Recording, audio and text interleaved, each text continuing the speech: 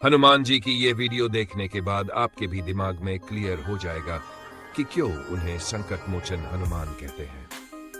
उम्मीद करता हूं आप सब तैयार होंगे, क्योंकि आज के सफर का आरंभ हम 8000 वर्ष पीछे जाकर करने वाले हैं। आज से लगभग 8000 वर्ष पहले, जब श्री राम की वानर सेना और रावण के राक्षसों के बीच में भयंकर युद्ध चल रहा था, तब रावण हार की कगार पर पहुंच गया था।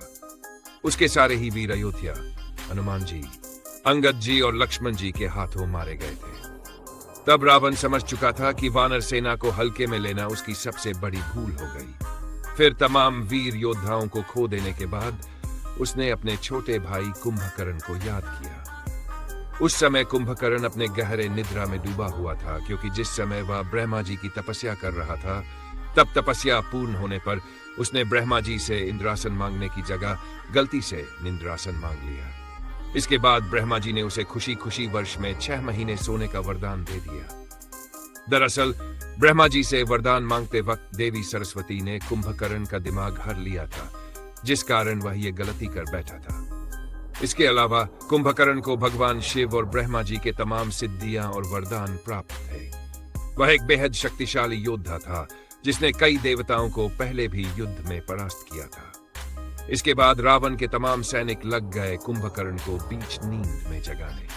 काफी समय बाद जब उसने अपनी निद्रा तोड़ी, तो वह काफी ज्यादा क्रोधित हुआ और सबसे पहले उसने ये कारण पूछा कि मुझे समय से पहले क्यों जगाया गया। इसके बाद रावण सामने आया और कुंभकर्ण को सारी बातें बताई। इसके बाद कुंभकर्ण ने रावण को काफी खरी खोटी सुनाई, लेकिन जब रावण ने भाई होने की दुहाई दी, तो कुंभकर्ण ने भी भाई होने के नाते रावण का साथ देने का निश्चय किया और रणभूमि में कूद गया। फिर इतने बड़े और विशाल राक्षस को देख वानरों और भालू की सेना में भगदड़ मच गई। कुंभकर्ण को आते देख सभी दुम दबाकर भागने लगे।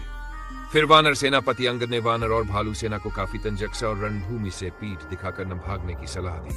इसके बाद वानर और भालू सेना हिम्मत करके कुंभकर्ण के सामने गई, लेकिन कुंभकर्ण इतना बड़ा शक्तिशाली था कि वानर सेना और भालू सेना को अपने पैर के नीचे देता, दांतों के नीचे पीस देता और हाथों से मसल देता। ये सब देखकर वानरों के राजा सुग्रीव, अंगद और तमाम प्रमुख वानर सैनिक जैसे नल, नील कुंभकर्ण पर वार करते हैं, लेकिन वहां भी कुंभकर्ण को कोई क्षति नहीं पहुंचा पाते।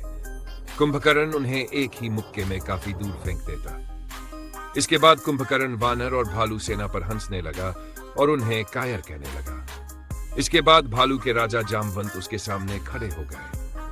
जामवंत ने हवा में उछलते हुए उसके ऊपर एक मुक्का मारा, जिससे कुंभकर्ण धराशायी हो गया। लेकिन कुछ समय बाद वह फिर से उठ खड़ा हुआ और वानर सेनाओं को कुचलने लगा।